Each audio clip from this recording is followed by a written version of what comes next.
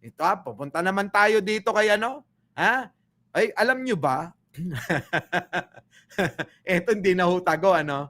Alam nyo ba na itong si Jay Kung Hoon, ano po? At si Aiko Melendez na dating shota ni Jo Marie Iliana, ano, mga kababayan ko. Naghiwalay na. Alam niyo na po ba 'yon? Na naghiwalay na ho yung dalawa. Yung si Jay Kung Hoon ng Subic Zambales at etong Aiko Melendez. Abay, naghiwalay na. Oo, mukhang wala yatang forever, ano, mga kababayan, ha? Mukhang walang forever. Oo. Talaga, matagal na po. Hindi eto na. They would have celebrated their Dali. Matapos ang 7 taon, hiwalay na sina Quezon City Councilor Aiko Melendez and Congressman Jay Kung Hoon.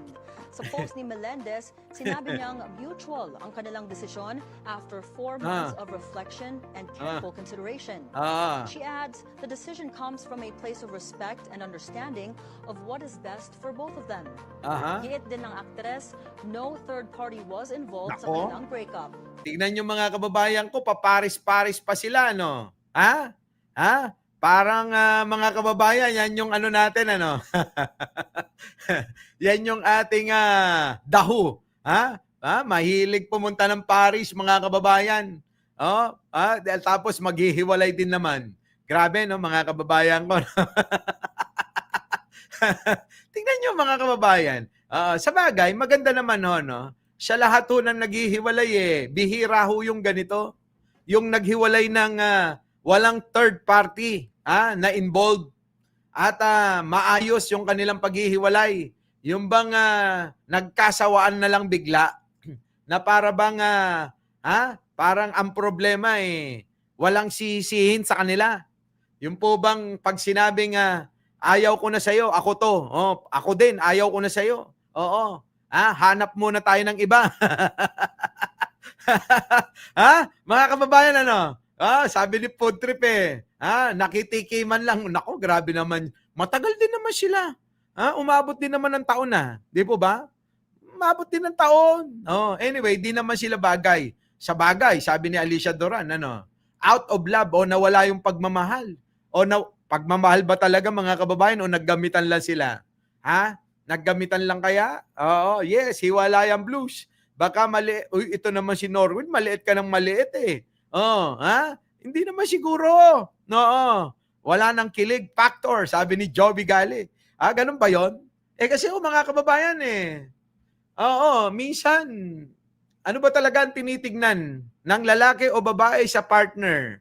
Yung po ang mahalaga dyan Ano po ang tinitignan at sila ay tumatagal sa kanilang partner. Sige nga ho.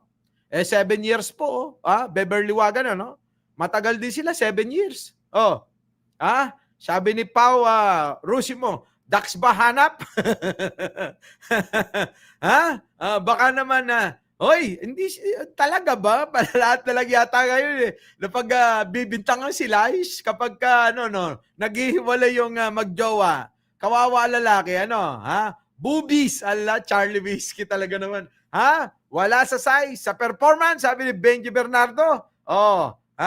Ano ba talaga? Sa ano lang ba? Sa bengbang lang ba? Kaya tumatagal ang babae at ang lalaki? Grabe naman kayo. Baka naman hindi lang naman sa bengbang. Di ba? Baka naman bakit naman may mga kapwa babae nagtatagal, di ba? Matatanda na sila, magkasama pa rin. Di ba? Pinapamper dapat ng lalaki si babae. Anong pinapamper? Di marunong lumangoy. Nako, grabe naman. Nagkasawaan.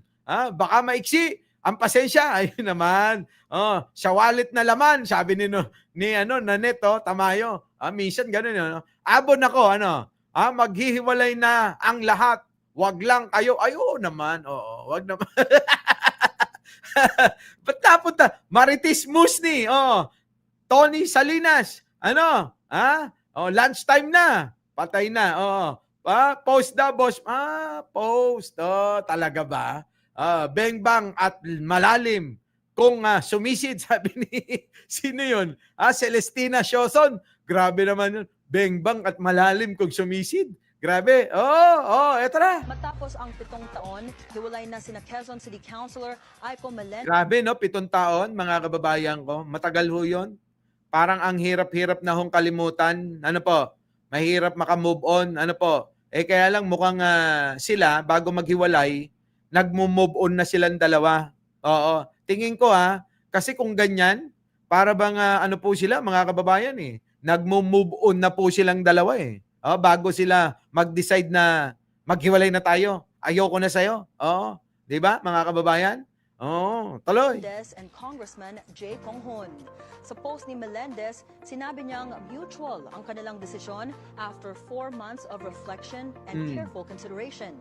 She adds, the decision comes from a place of respect and understanding of what is best for both of them. Giit din ng aktres, Pares ho yan, mga kababayan. no third party was involved sa kanilang breakup.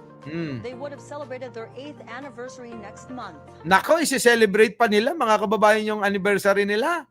Oo.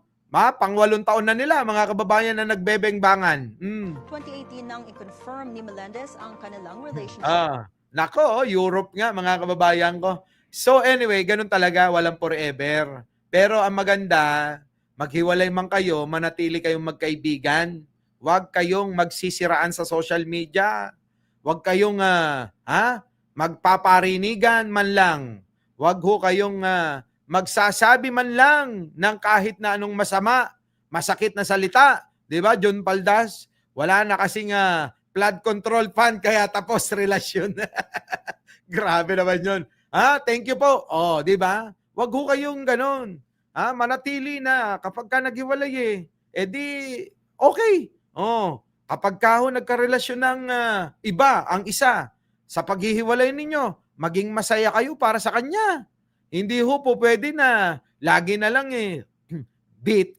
paitan yung mararamdaman ng bawat isa. Di po ba? Hayaan nating maging malaya. Hayaan nating maging masaya kung talagang mahal nyo siya. Kung talagang kayo ay totoo. Di po ba? Hayaan nyong maging masaya kung wala naman na kayo. Di po ba? Kung kayo'y hiwalay na. Di po ba? Ganon, mga kababayan ko. Dami ng ethics na natikman. Grabe ka naman. Talaga ba? Sibil lang dapat. Move on at wag na maging bitter. Ganon. Wag siguro, mabuong anak kaya naghiwalay. Wala sigurong mabuong anak. Hindi nga nagkaanak Nag-rally nung September lang dyan sa Cebu na mag-resign si BBM. Ayun, nalindol sila. Sabi ni Lena Sabado. Grabe. So, yan mga kababayan, sana, mga kababayan ko, wag ganun, mga kababayan, di po ba? Kasi nga, okay na yung ganyan ako na believe sa kanilang dalawa. Sa totoo lang. Believe ho ako sa kanilang dalawa. Ngayon, mga kababayan ko, hanggang dito na lang, mga kababayan, dahil magpe-prepare na ho ako. Kita-kita po tayo mamaya sa Radyo Pilipinas. Doon po natin ituloy yung ating kwentuhan. At may kadugtong ho yung ating daho mamaya sa Radyo Pilipinas. I-reveal natin yung iba pa. Naku mga kababayan, hindi nyo kakayanin to. Maniwala kayo. Hindi nyo kakayanin. Oo. Yung mamaya. Oo. Yung ating bubwit mga kababayan, hindi lang ho basta kasama sa sa kanilang travel. Hindi lang ho basta, grabe, matindi. So anyway mga kababayan, hanggang dito na lang at umabot na tayo sa malapit-lapit ng oras. Muli, ako po ang inyong lingkod, Mike Cervera po, lagi nagsasabing, mahalin natin ang ating kapwa, pagdasal po natin lagi ang ating bansa. Maraming salamat po! Our beloved Boss Mike Cervera.